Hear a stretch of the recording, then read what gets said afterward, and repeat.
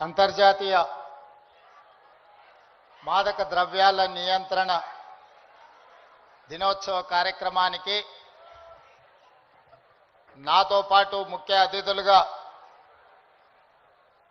యువ మిత్రులు, ఫిల్మ్ ఇండస్ట్రీలో ఒక నూతన శకాన్ని ప్రారంభించిన రామ్ చరణ్ గారు,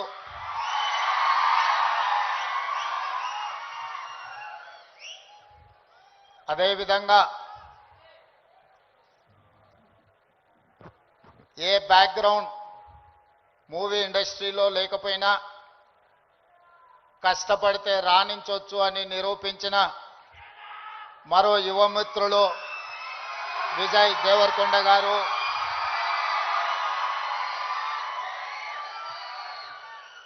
సహచర మంత్రివర్గ సభ్యులు అడ్లూరి లక్ష్మణ్ గారు, చేవెళ్ల పార్లమెంట్ సభ్యులు కొండా విశ్వేశ్వరరెడ్డి గారు, రాజ్యసభ సభ్యులు అనిల్ కుమార్ యాదవ్ గారు, film development corporation chairman Venkataramana Reddy, మనందరం గౌరవంగా పిలుచుకునే దిల్ రాజు గారు, అదేవిధంగా Telangana police department DGP Jitender గారు, Telangana anti narcotics bureau DG Sandeep Sandilya గారు, ఇతర పోలీస్ ఉన్నతాధికారులు డ్రగ్స్ మహమ్మారిని నియంత్రించాలి అని, స్పోర్ట్స్ని ఆదర్శంగా తీసుకోవాలని మీ అందరినీ ప్రభావితం చేయాలని విచ్చేసిన పుల్లెల గోపీచంద్ గారు, అదేవిధంగా ఈ కార్యక్రమంలో పాల్గొన్న కవులు, కళాకారులు, వందలాది మా యువమిత్రులందరికీ కూడా మనస్ఫూర్తిగా తెలంగాణ రాష్ట్ర ముఖ్యమంత్రిగా స్వాగతం పలుకుతున్నా. మిత్రులారా, ఈ ప్రాంతానికి, ఈ ప్రజలకు ఒక గొప్ప చరిత్ర ఉన్నది. ఆనాటి కొమరం భీముడు, రామ్జీ గోండు నుంచి మొదలు పెడితే మలితరం తెలంగాణ ఉద్యమంలో నిజాంలకు, రజాకర్లకు వ్యతిరేకంగా పోరాటం చేసిన చాకలి ఐలమ్మ, దొడ్డి కొమరయ్య, అదేవిధంగా సర్దార్ సర్వాయి పాపన్న గౌడ్ లాంటి పోరాట యోధులు ఈ తెలంగాణ ప్రాంతానికి ఒక స్ఫూర్తి. ఇంతకుముందు అక్కడ ఒక యువమిత్రుడు గుర్తు చేస్తున్నారు, మన్యం వీరుడు అల్లూరి సీతారామరాజు నుంచి మొదలు పెడితే నల్లమల వీరుడు కొమరం భీముడు వరకు ఈ ప్రాంతం ఒకనాడు జల్ జమీన్ జంగల్ కోసం పోరాటం చేస్తే మలితరంలో భూమి కోసం, భుక్తి కోసం, విముక్తి కోసం జరిగిన పోరాటాలు ఈ ప్రాంతంలో ఎక్కడ చూసినా మీకు కనిపిస్తాయి. ఇవాళ మీరు ఎక్కడికి వెళ్ళినా, అది ఆదిలాబాద్ కావచ్చు, వరంగల్ కావచ్చు, నల్లగొండ కావచ్చు, లేదా నల్లమల అడవి కావచ్చు, మన ప్రాంతం, మన ప్రజలు ఒక పోరాటానికి స్ఫూర్తినిచ్చిన వాళ్ళు. ఆ పోరాట స్ఫూర్తి నుంచి వచ్చిన ఉద్యమమే తెలంగాణ ఉద్యమం. ఈ తెలంగాణ ఉద్యమం ఆనాడు విద్యార్థుల నుంచి మొదలై తెలంగాణ రాష్ట్రాన్ని సాధించే వరకు విశ్రమించలేదు. ఆనాటి యూనివర్సిటీలు, కళాశాలలు ఉద్యమ వేదికలై ఉస్మానియా యూనివర్సిటీ, కాకతీయ యూనివర్సిటీల నుంచి మొదలు పెడితే తెలంగాణ నలుమూలల 4 కోట్ల మంది తెలంగాణ ఉద్యమంలో ముందు బాగానే నిలబడి దేశానికి కాదు ప్రపంచానికి ఒక స్ఫూర్తినిచ్చి మేము అనుకున్న ఆకాంక్ష నెరవేర్చుకునే వరకు మేము విశ్రమించము, మా రాష్ట్రాన్ని మేము సాధించుకుంటాము అని చెప్పి ఒక ఉద్యమ స్ఫూర్తిని నింపి ఇవాళ తెలంగాణ రాష్ట్రాన్ని సాధించుకొని 11 సంవత్సరాలు పూర్తి చేసుకుంటున్న సందర్భంలో ఉద్యమ స్ఫూర్తితో ముందుకు వెళ్లాల్సిన తెలంగాణ రాష్ట్రం ఈరోజు డ్రగ్స్ మహమ్మారికి బలి అవుతున్నది అనంటే ఇది ఎంతో బాధపడవలసిన సందర్భము, మనందరం ఆలోచన చేయాల్సిన సందర్భం. మిత్రులారా, ఒకనాడు తెలంగాణ గడ్డ ఉద్యమాలకు వేదికైతే ఈనాడు ఇదే తెలంగాణ ప్రాంతం గంజాయికో డ్రగ్స్కో వేదికగా మారితే ఇది మనకు అవమానమా, ఇది మనకు ఆత్మగౌరవమా? ఒకసారి ఆలోచన చేయండి. అందుకే డిసెంబర్ 7, 2023 నాడు తెలంగాణ రాష్ట్ర రెండవ ముఖ్యమంత్రిగా ప్రమాణ స్వీకారం చేసిన మరుక్షణం స్పష్టంగా చెప్పిన, తెలంగాణ గడ్డ మీద గంజాయి కాదు కదా, గడ్డి పరకైనా మాదక ద్రవ్యాల వైపు ఆలోచన చేస్తే వాళ్ళ వెన్ను విరుస్తాము అని చెప్పి తెలంగాణ రాష్ట్ర ప్రభుత్వం స్పష్టంగా చెప్పింది.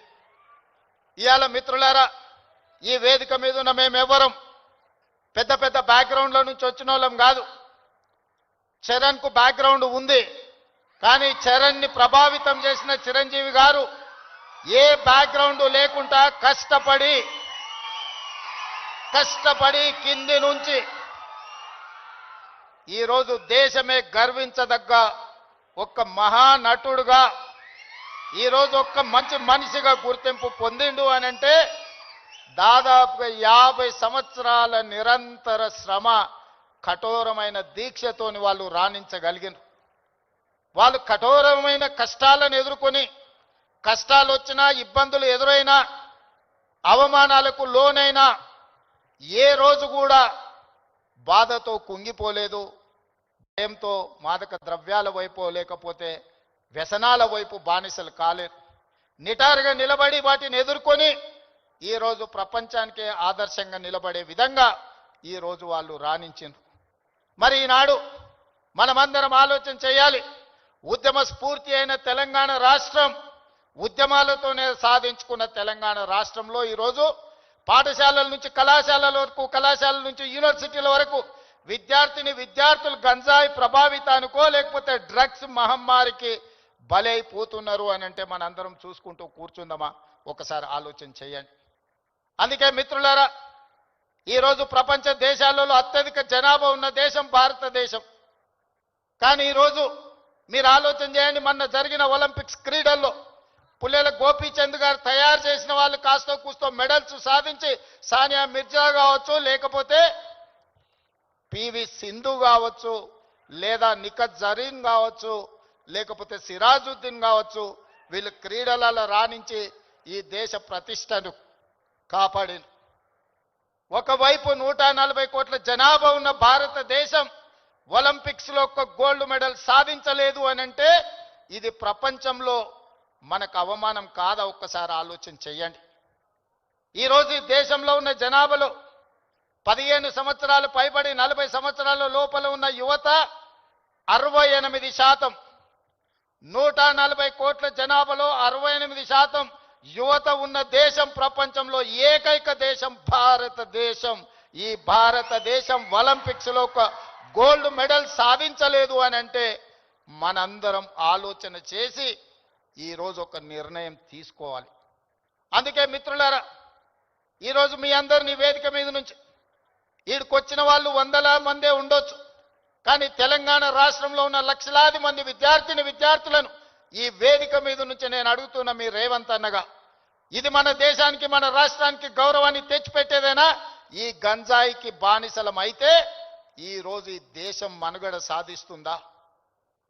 ఇంతకుముందు మిత్రులు చెప్పినట్టు మన దేశం యొక్క యువ సంపదను నిర్వీర్యం చేయాలి అంటే విజయ్ దేవరకొండ ఒక అంశాన్ని ప్రస్తావించండు. ప్రపంచ దేశాల ఆర్థిక వ్యవస్థను అధిగమించి సాంకేతికంగా అన్ని రకాలుగా ఈ దేశం ముందుకు వెళ్తే ఈ దేశాన్ని ఇంకా ఎదుర్కోలేము అన్నవాళ్ళు ఏదో రకంగా మనల్ని దెబ్బతీయాలని చూస్తారు. ఆ దెబ్బతీయడానికి ఒకరు యుద్ధం ఎన్నుకోవచ్చు, ఇంకొకరు కోవిడ్ని ఎన్నుకోవచ్చు, ఇంకొకరు గంజాయి లేదా డ్రగ్స్ ఎన్నుకోవచ్చు. శత్రులు ఏమైతే కోరుకుంటున్నారో, ఏ ఆలోచనతో ఈ దేశాన్ని నిర్వీర్యం చేయాలనుకుంటున్నారో అందులో మనం భాగస్వాములం అవుదామా? వాటిని ఎదుర్కొని నిటారుగా నిలబడదామా? ఈరోజు ఆలోచన చేయండి మిత్రులారా. ఇవాళ పంజాబ్, హర్యానా ప్రాంతాలలో, దేశ సరిహద్దు ప్రాంతాలలో దేశ రక్షణకు ఉక్కు కవచంగా నిలబడ్డ పంజాబ్ రాష్ట్రం, పోరాటాలకు దేశ స్వతంత్రంలో అగ్రభాగాన నిలబడ్డ పంజాబ్ ఈరోజు డ్రగ్స్ మహమ్మారిలో కొట్టుకుపోతుంది. ఇవాళ పంజాబ్ రాష్ట్రం నిర్వీర్యమైంది. అక్కడి యువత బానిసలుగా మారి గంజాయికు డ్రగ్స్కు లోనై ఈరోజు ఆ కుటుంబాలు ఈరోజు అంతులేని దుఃఖంలో మునిగి తేలుతున్నారంటే దీనికి కారణాన్ని మనం ఆలోచన చేయాల్సిన అవసరం ఉన్నది.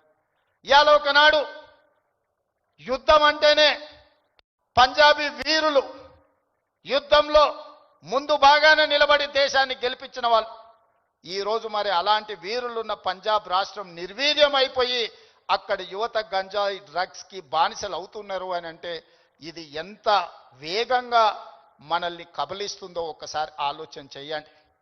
అందుకే డిసెంబర్ 7, 2023 నాడు బాధ్యత చేపట్టిన తర్వాత ఉన్నతాధికారులను మా మంత్రివర్గ సహచరులను సమీక్షకు పిలిచి స్పష్టమైన ఆదేశాలు ఇచ్చిన ఈ రాష్ట్ర సరిహద్దుల్లో ఎవరైనా కాలు పెట్టాలి అని అంటే 100 సార్లు ఆలోచన చెయ్యాలి.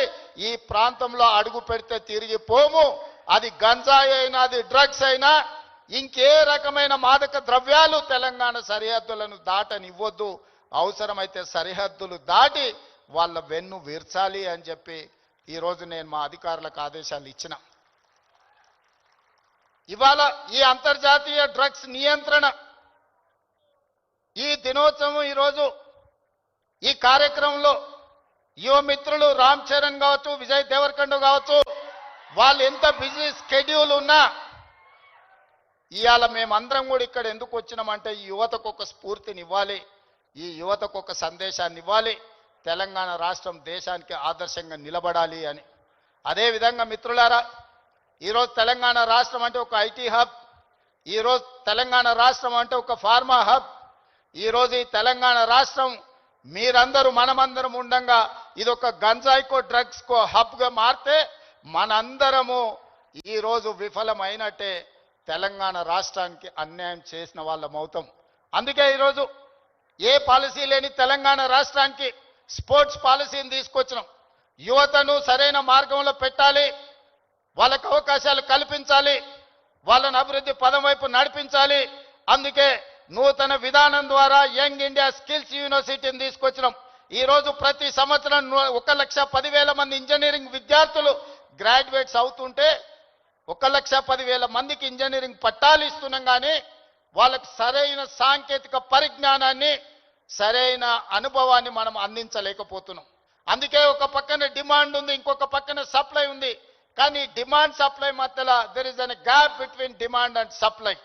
అందుకే ఈరోజు ఆ డిమాండ్ అండ్ సప్లైని బ్యాలెన్స్ చేయడానికి యంగ్ ఇండియా స్కిల్స్ యూనివర్సిటీని ఈ రాష్ట్రంలో ఉన్న యువకులకు సాంకేతిక నైపుణ్యాన్ని నేర్పించి ప్రపంచ దేశాలను శాసించే విధంగా మన యువతకు శిక్షణ ఇవ్వాలి అని ఈరోజు యంగ్ ఇండియా స్కిల్స్ యూనివర్సిటీని ప్రారంభించుకున్నాం. అదేవిధంగా ఒలింపిక్స్ చూసిన తర్వాత నేను కొన్ని దేశాలు వెళ్ళొచ్చిన. సౌత్ కొరియా 4 అంటే ఒక హైదరాబాద్ జనాభా ఎంత ఉంటుందో అంత జనాభా ఉన్న ప్రాంతంలో ఈరోజు ఒలింపిక్స్లో 32 మెడల్స్ వచ్చినాయి. 32 గోల్డ్ మెడల్స్లో ఒకే ఒక సౌత్ కొరియన్ స్పోర్ట్స్ యూనివర్సిటీ అని ఒక 30 ఎకరాలలో ఉన్న యూనివర్సిటీలో 16 గోల్డ్ మెడల్స్ వచ్చినాయి. 16 గోల్డ్ మెడల్స్లో ఒక అమ్మాయికి 3 గోల్డ్ మెడల్స్ ఒలింపిక్స్లో సాధించింది.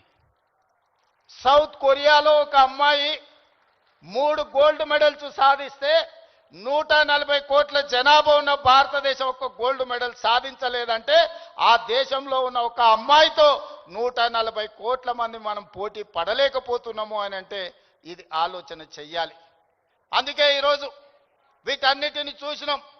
ఆస్ట్రేలియన్ యూనివర్సిటీ, సౌత్ కొరియన్ యూనివర్సిటీలతోని ఒప్పందాలు చేసి అక్కడి నుంచి కోచ్లను, అక్కడి నుంచి నిపుణులను రప్పించి తెలంగాణను ఒక స్పోర్ట్స్ హబ్గా తీర్చిదిద్దాలి అని యంగ్ ఇండియా స్పోర్ట్స్ యూనివర్సిటీని ఈ మధ్యనే మనం పాలసీని అడాప్ట్ చేసుకున్నాం. రాబోయే రోజుల్లో తెలంగాణ రాష్ట్రం అంటే ప్రపంచ దేశాలు క్రీడల శిక్షణ ఇవ్వడానికి హైదరాబాదు నగరానికి వెళ్ళాలి అనే విధంగా దీని అభివృద్ధి పదం వైపు నడిపించాలని ఈరోజు స్పోర్ట్స్ పాలసీని తీసుకొచ్చినాం. అందుకే ఈరోజు మీరందరూ ఆలోచన చేయండి, మీరందరూ భాగస్వాములు కాండి. ఈ రాష్ట్రాన్ని బలంగా నిర్మించినప్పుడే ఈ దేశం బలపడుతుంది. ఈ దేశం బలపడ్డప్పుడే ప్రపంచ దేశాలతో పోటీ పడగలుగుతాం.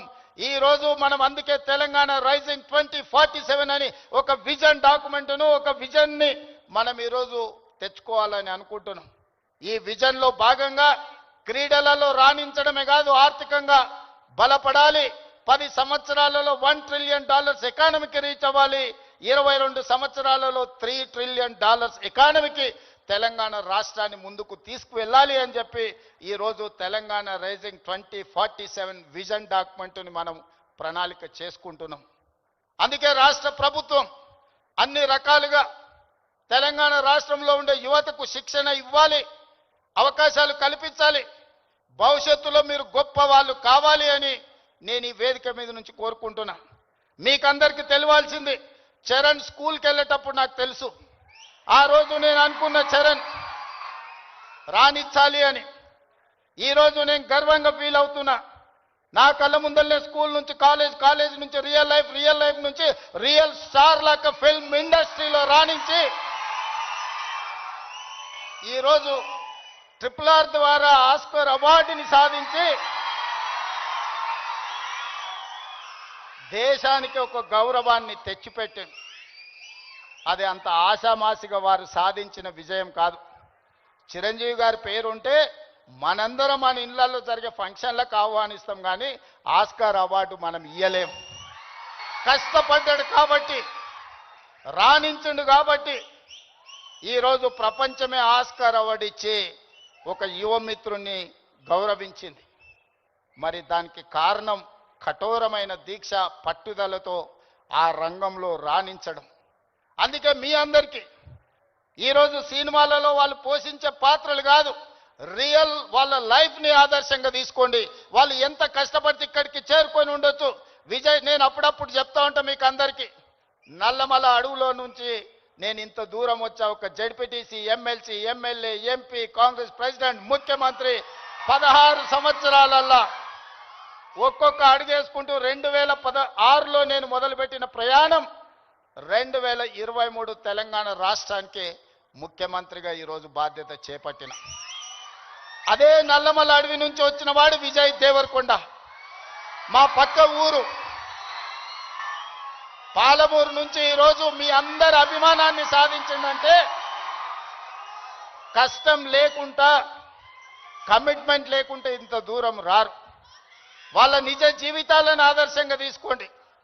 వాళ్ళు సినిమాలలో పోషించిన కొన్ని పాత్రలు పాజిటివ్ ఉండొచ్చు, నెగటివ్ ఉండొచ్చు, అవి కాదు మనకు ఆదర్శం.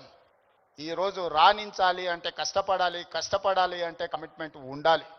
అందుకే ఈరోజు స్కూళ్ళలో, కాలేజీలో ఎక్కడైనా ఈ మాదక ద్రవ్యాలకు సంబంధించిన సమాచారం ఉంటే పోలీసులకు మీరే చేరవేయండి. ఇంతకుముందే టోల్ ఫ్రీ నెంబర్ని మీకు అందరికీ డిస్ప్లే చేసిండ్రు. నో డ్రగ్స్ అనే దానికి మీరే వారధులుగా కాండి. ఇన్ఫర్మేషన్ వ్యవస్థనే పోలీస్ వ్యవస్థను బలోపేతం చేస్తుంది. ఈరోజు నియంత్రించాలి అంటే సమాచారం ఉండాలి.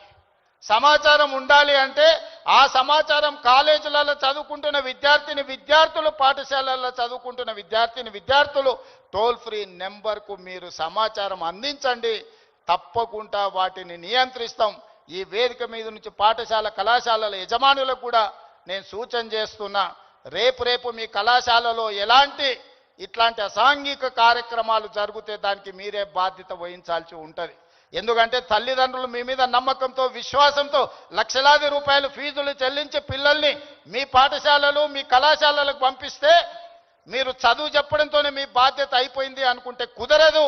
వాళ్ళు ఏ విధంగా వ్యవహరిస్తున్నారు, వాళ్ళు ఎలాంటి వ్యసనాలకు లోనవుతున్నారో పర్యవేక్షించాల్సిన బాధ్యత యాజమాన్యాల మీద ఉన్నది. రాబోయే రోజుల్లో మా డీజీపీ, నా యాంటీ నార్కటిక్స్ అధికారులకు నేను ఆదేశాలు ఇస్తున్నా. ఏ కళాశాల, ఏ స్కూలు ప్రాంగణంలో ఎక్కడైనా గంజాయి, డ్రగ్స్ ఆనవాళ్లు దొరికితే యాజమాన్యాలను కూడా కేసుల్లో పెట్టండి. వాళ్ళ బాధ్యత. మనము నమ్మి మన పిల్లల్ని వాళ్ళ స్కూళ్ళకు, వాళ్ళ కాలేజీలకు పంపిస్తే లక్షలాది రూపాయల ఫీజులు కడితే వాళ్ళను పర్యవేక్షించకుండా, బాధ్యత తీసుకోకుండా ఫీజులు తీసుకుంటాం కానీ బాధ్యత తీసుకోము అంటే కుదరదు. ఖచ్చితంగా ఆ స్కూలు, కాలేజీ యాజమాన్యాలు కూడా బాధ్యత తీసుకోవాలి.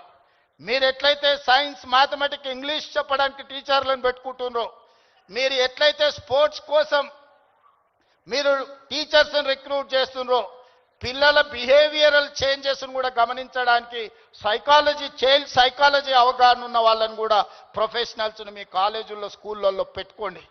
పిల్లల ప్రవర్తనలో మార్పు గమనించాలి. ఎందుకంటే తల్లిదండ్రులు ఉద్యోగము లేకపోతే ఉపాధి పనుల్లో పడి వాళ్ళు సమయం పిల్లలతో కేటాయించలేకపోతున్నారు. అందుకే majority time kids are spending in their schools. So అక్కడనే వాళ్ళని గమనించాలి. వాళ్ళ ప్రవర్తనలో కానీ వాళ్ళ ఆలోచనలో కానీ వాళ్ళ వ్యవహార శైలిలో మార్పును గుర్తించవలసిన బాధ్యత స్కూల్ యాజమాన్యం మీద టీచర్ల మీద ఉన్నది. దయచేసి స్కూల్ యాజమాన్యులకు టీచర్లకు కూడా నా సూచన, మీ బాధ్యత అది, మీ సోషల్ రెస్పాన్సిబిలిటీ. మీరు ఖచ్చితంగా ఈ విషయంలో ప్రత్యేకమైన దృష్టి పెట్టాలి. రాబోయే రోజుల్లో గవర్నమెంట్ నుంచి కూడా నేను కలెక్టర్స్ అండ్ చీఫ్ సెక్రటరీ ఇతర అధికారులకు నేను ఆదేశాలు ఇస్తున్నా. ఈ పాఠశాల కళాశాలల యాజమాన్యులతోటి మీరు ఒక ప్రత్యేకమైన సమావేశం పెట్టండి, ఒక ఓరియంటేషన్ ఇవ్వండి, వాళ్ళకు ఒక అవగాహన కల్పించండి. యాజమాన్యులకు కూడా వాళ్ళ బాధ్యతలను గుర్తు చేయండి. ఇది మీ బాధ్యత. మీ బడికి తల్లిదండ్రులు నమ్మి పిల్లల్ని పంపిస్తే పాఠశాలలే ఇవాళ రేపు గంజాయి చాక్లెట్లకు వేదికలు అవుతున్నాయి. విద్యార్థులకు నేను సూచన చేస్తున్నా, మీ స్కూల్ మీ కాలేజీల ముందర ఏవైతే కిరాణా కొట్లు ఉన్నాయో కిరాణం కొట్టుల్లో చాక్లెట్లే కాదు గంజాయి చాక్లెట్లు అమ్మే సంస్కృతి స్లోగా తెలంగాణ రాష్ట్రంలో కనిపిస్తుంది. మీరు గమనించండి. అట్లాంటి వాతావరణం ఉంటే పోలీసులకు సమాచారాన్ని అందించండి. మనందరం అప్రమత్తంగా ఉన్నప్పుడే, మనందరం పోలీసింగ్ చేసినప్పుడే వీటిని నియంత్రించగలం. మనందరం మాకేం సంబంధం లేదు, తెలంగాణ రాష్ట్ర ముఖ్యమంత్రి గారి బాధ్యత లేకపోతే పోలీస్ డిపార్ట్మెంట్ బాధ్యత అని వదిలేస్తే ఈ సమాజానికి తీరని నష్టం జరుగుతుంది. ఒకనాడు ఉద్యమాల గడ్డ అయిన తెలంగాణ ఈరోజు గంజాయికి వేదిక కాకూడదనేదే నా ఆలోచన, నా విధానం.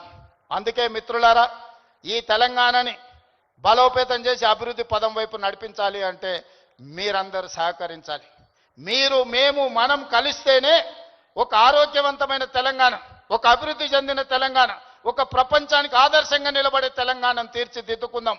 పదే పదే మిత్రులు అంటుంటారు మనం బెంగళూరుతో పోటీ పడుతున్నాం, ముంబై ఢిల్లీతో. బెంగళూరు ముంబై ఢిల్లీ చెన్నై కాదు మన టార్గెట్ న్యూయార్క్, టోక్యో, సౌత్ కొరియాతో పోటీ పడాలి. ఇవాళ ప్రపంచంతో పోటీ పడే శక్తి యుక్తి యువత మన రాష్ట్రం మన దేశంలో ఉన్నది. అందుకే మీరు మేము మన అందరం కలిసి ముందుకు వెళ్దాం. ఈ తెలంగాణ యాంటీ నార్కటిక్స్ బ్యూరోని ఇక ముందు ఈగల్ అని పిలువదలుచుకున్నాం. ఈగల్ గురించి మీకు తెలుసు కదా, 20-30 వేల అడుగుల పైన ఆకాశంలో ఉన్న కింద నేల మీద ఉన్న తన టార్గెట్ను నిశితమైన దృష్టితోని చూస్తుంది. Eagle success ratio 100%. Target reach అవ్వడం అంటే ఈగల్ను చూసే నేర్చుకోవాలి. ఈరోజు అందుకే ఎలీట్ మనం ఈరోజు తెలంగాణ ప్రభుత్వం ఈ యాంటీ నార్కటిక్స్ డ్రగ్ దీంట్లో ఈరోజు ఎలీట్ గ్రూప్ని మనం ఈరోజు ఎస్టాబ్లిష్ చేస్తున్నాం. ఎందుకంటే ఈ డ్రగ్స్ ఎన్ఫోర్స్మెంట్ లాని చేయడానికి ఈగల్ అనే ఒక ఆర్గనైజేషన్ని క్రియేట్ చేస్తున్నాం. రేపు పొద్దుగాల అడవుల్లో గంజాయి బండిచ్చే వాళ్ళని కూడా ఈరోజు మనం ఈగల్కి ట్రైనింగ్ ఇస్తున్నాం. ఈ మధ్యకాలంలో యాంటీ డ్రోన్ ట్రైనింగ్ ఇచ్చినాం. ఎక్కడైనా వివిఐపీలు ఉన్న ప్రాంతంలో ఈగలు ఉంటే Sandeep give it to me.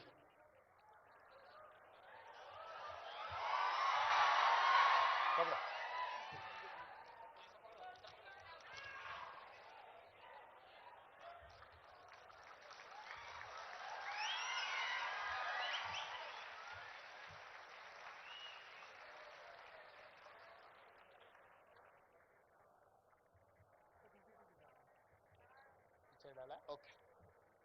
Eagle అంటే elite action group for drugs law enforcement. ఈ రోజు నుంచి ఈ ఆర్గనైజేషన్ పనిచేస్తుంది. ఈ గద్ద మీరు ఎక్కడ గంజాయి పండించినా కనిపెడుతుంది. ఇవాళ మీరు ఈ గద్ద అడవిలో దీనికి స్పెషల్ ట్రైనింగ్ ఇవ్వబోతున్నాం. ఎక్కడైనా ఏ పొలాలలో గంజాయి పండించినా ఖచ్చితంగా ఇవి చూస్తాయి. తెలంగాణలో ఉండే 1,50,00,000 ఎకరాల వ్యవసాయ భూముల్లో ఎక్కడైనా గంజాయి మొక్క మొలిస్తే కూడా ఈ డిపార్ట్మెంట్ గుర్తుపడుతుంది. ఈ సరిహద్దులో డ్రగ్స్ ఎవరైనా తీసుకురావాలన్న ప్రభుత్వం వీటన్నిటిని కూడా నిశితంగా గమనిస్తుంది.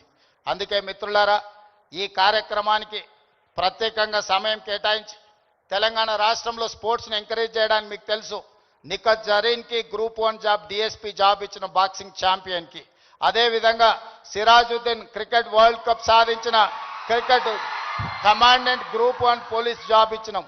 దీప్తి అని పారా ఒలింపిక్స్లో మెడల్ సాధిస్తే గ్రూప్ 2 జాబ్ ఇప్పించినాం. ఇవాళ చదువులో రాణించకపోతే మీరు స్పోర్ట్స్లో రాణించండి, మీకు మంచి మంచి ప్రభుత్వ ఉద్యోగాలు ఇచ్చే బాధ్యత నాది. ఈరోజు మీరు చదువుకుంటేనే ప్రభుత్వంలో గొప్ప వాళ్ళం అవుతాం అనుకోకండి. రాబోయే రోజుల్లో మీకు పొలిటికల్గా కూడా మీకు స్పెషల్ కోటా ఉంటుంది స్పోర్ట్స్లో రాణించిన వాళ్లకు. అందుకే ఈరోజు చదువులో రాణించండి, లేకపోతే క్రీడల్లో ముందుకు రండి. ఏది కాదన్నప్పుడు సామాజిక బాధ్యత తీసుకొని సమాజంలో హీరోలుగా నిలబడండి. మీరందరూ కూడా ఖచ్చితంగా ఈ కార్యక్రమంలో పాల్గొన్న వాళ్ళందరూ వాళ్ళ మిత్రులకు వాళ్ళ కుటుంబ సభ్యులకు ఈ సమాచారాన్ని చేరవేస్తారని, చేరవేయాలని ఈరోజు నేను కోరుకుంటున్నా. ఈ కార్యక్రమంలో ఇంత సమయం ఇచ్చి పాల్గొన్న ప్రతి ఒక్కరికి మనస్ఫూర్తిగా ధన్యవాదాలు తెలియజేస్తూ సెలవు తీసుకుంటున్న మిత్రులారా.